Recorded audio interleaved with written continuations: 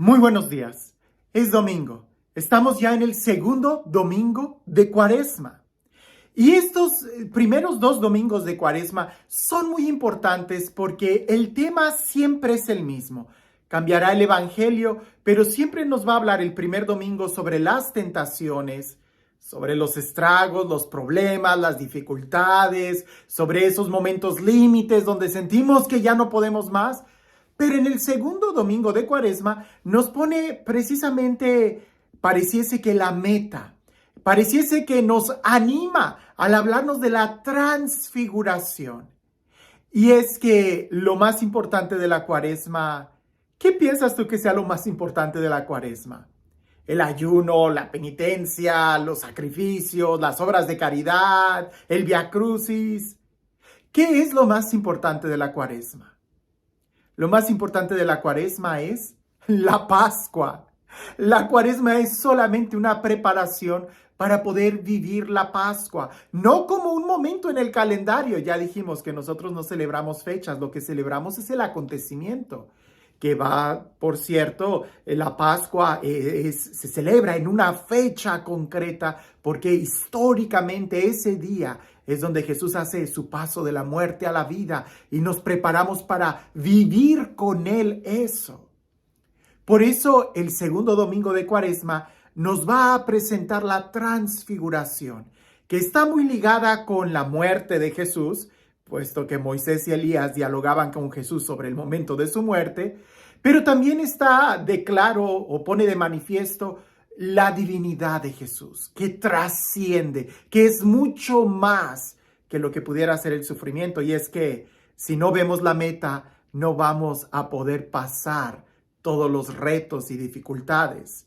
Es como el estudiante, si no sabe que va a haber una graduación, pues entonces todos los exámenes se le van a hacer difíciles.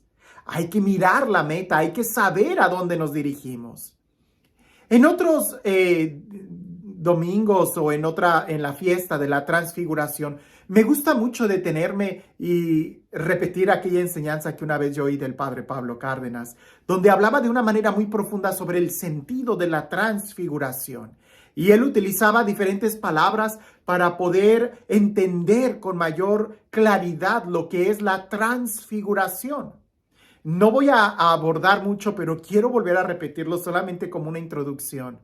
El padre Pablo decía que para entender la transfiguración hay que entender la configuración, hay que entender la desfiguración y entender la figura que Dios nos da.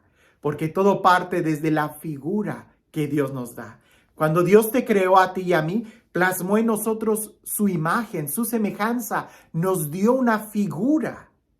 Cuando el pecado viene, nos desfigura, es decir, destruye lo que Dios había puesto en nosotros. Hoy, en Jesús, nuestro trabajo es configurarnos, es decir, nuestra figura desfigurada, hacerla lo más que se pueda al modelo de Jesús, configurarnos con Jesús. ¿Para qué? Para un día poder ser transfigurados como Él.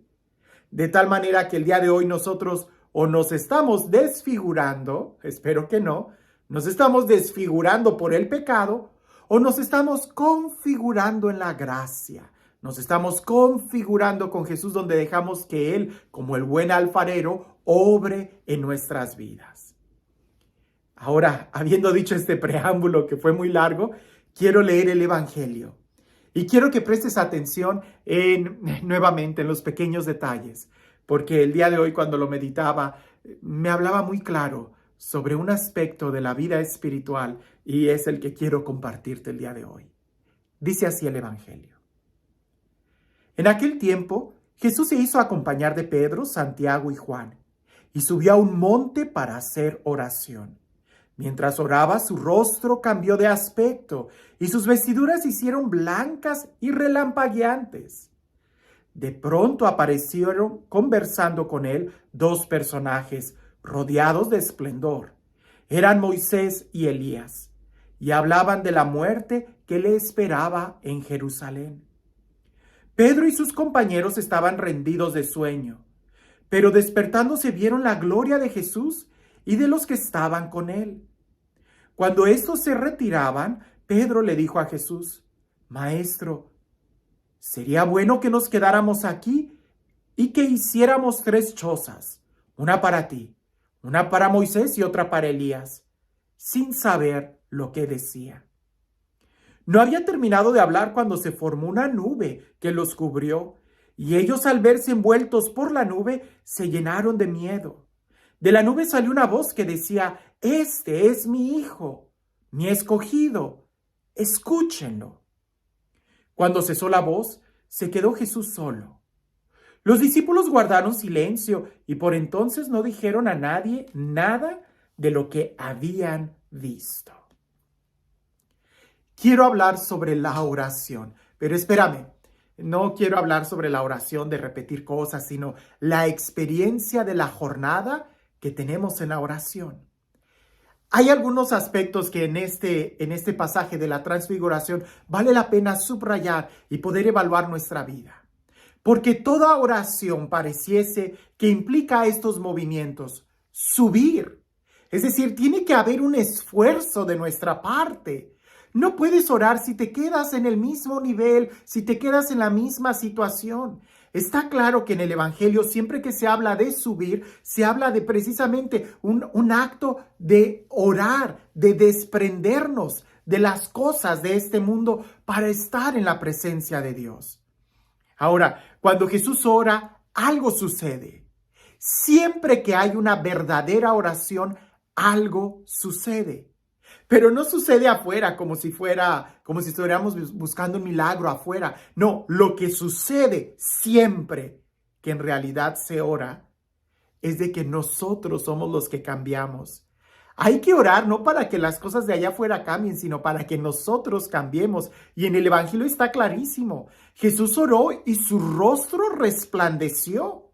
Jesús oró y todo él se transformó, pero la cruz no le fue evitada. Él tuvo que ir a la cruz. De hecho, en ese momento de oración, en ese momento de transfiguración es cuando él va asimilando lo que va a tener que realizar en la cruz. Se pone Moisés y Elías, 2 aspectos muy importantes en la oración. Moisés, porque siempre que oramos estamos en sintonía con la ley, con la palabra de Dios, con los mandamientos. Y Elías, porque siempre que oramos debemos de estar abiertos a los carismas, si realmente queremos una transformación interior. Ahora, Pedro le dice: qué bueno sería quedarnos aquí. No sabía lo que decía. Y es que esa es una tentación, hablando de tentaciones del domingo pasado. Hay una tentación que cuando oremos nos quedemos ahí, de una manera pasiva, cuando más bien la oración es un motor que nos va a cambiar, empezando con nosotros mismos, y ya eso es una ganancia. Porque cuando tú y yo cambiamos en nuestro interior, entonces nosotros provocamos el cambio allá afuera. Ahora, cuando él está hablando, se escucha una voz que dice: este es mi hijo. En la oración hay que escuchar. Volvamos a repasar estos puntos. La oración requiere un esfuerzo. No es algo fácil. Requiere toda una disciplina. No es algo sencillo. Requiere un esfuerzo, podemos decir, de toda tu persona, de tus sentimientos, de tus emociones, de tu temperamento, de tu imaginación, de tu inteligencia, de tu memoria e incluso de tu cuerpo. Dice el Evangelio que los discípulos estaban sumamente cansados. Bueno, pues parece que para orar hay que subir, lo que implica un acto de salida. Tenemos que salir, tenemos que subir. Tenemos que despertar, dice el Evangelio, despertar. Darnos cuenta que la mayoría del tiempo estamos como dormidos, no estamos conscientes de la presencia de Dios y lo que realmente es importante en nuestra vida. Hay que despertar, dice el Evangelio. Cuando ellos se despertaron, vieron la gloria. La gloria ahí estaba, pero dormidos no se daban cuenta. Hay que despertar, hay que ver y hay que escuchar. Entonces es cuando se da esta transformación en nuestro interior. No es fácil. Se requiere de un esfuerzo, se requiere de una disciplina, se requiere de una constancia. No es de estar yendo a cada retiro que sucede cada mes. No, se requiere de cada día apartarnos un momento, subir a la presencia de Dios, escuchar, tener esa actitud de apertura y siendo fieles, por supuesto, a los mandamientos, a la iglesia, a la ley. La oración jamás va a contradecir ni los mandamientos y mucho menos te va a cerrar a los carismas. Al contrario, la genuina oración te abre a los carismas como te acerca más a la ley. Pues este Dios, el Dios lleno de amor, el Dios lleno de misericordia, el Dios que nos provee de este tiempo de Cuaresma, pero que también nos provee de la esperanza y de la seguridad de que lo que buscamos es a Él. Que sea pues Él quien el día de hoy te bendiga, en el nombre del Padre, del Hijo y del Espíritu Santo. Dice el texto, este es mi Hijo amado, escúchenlo. En la oración nosotros debemos de hacer lo mismo que Jesús.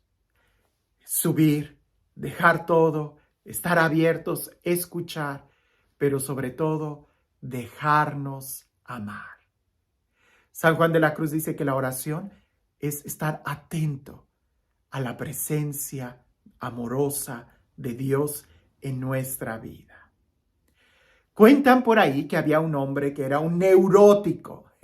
¿Conoces a alguien? Dicen que antes de que yo entrara al seminario era un neurótico. Yo pienso que a veces todavía lo soy. Pero un neurótico es aquel que siempre se enoja, cambia de temperamento, cambia de planes, etcétera, etcétera. Bueno, dicen que había un hombre que era muy, muy neurótico, demasiado neurótico, a tal grado que terminaba peleándose con mucha gente. Y él sabía que era neurótico y la gente le decía, eres un neurótico, tienes que cambiar. Pero cuando él trataba de cambiar, más neurótico se hacía y le era difícil poder cambiar. Hasta que un amigo le dijo, ¿sabes qué? Ya, ni te esfuerces en cambiar. Es más, no cambies. Así como eres, te amo y te seguiré amando exactamente así como eres, así de neurótico. Él se quedó muy impresionado por esas dulces palabras que había escuchado. Nadie se las había dicho. Todo el mundo le reclamaba y le exigía que cambiara y él no podía. Pero en ese momento, cuando se dio cuenta del amor incondicional de su amigo, se sintió amado, le sobrevino una gran sensación de ternura y ¡voilá! El cambio sucedió. En este tiempo de Cuaresma, no seas neurótico. O mejor, así como eres, date cuenta que Dios te ama, que el principal cambio que tenemos que ver no es afuera, ni siquiera es en nuestro comportamiento, sino más bien en una metanoia, en un cambio de mente y más que en un cambio de mente, en un cambio de corazón. Date cuenta que Dios te ama. Que tengas un excelente día.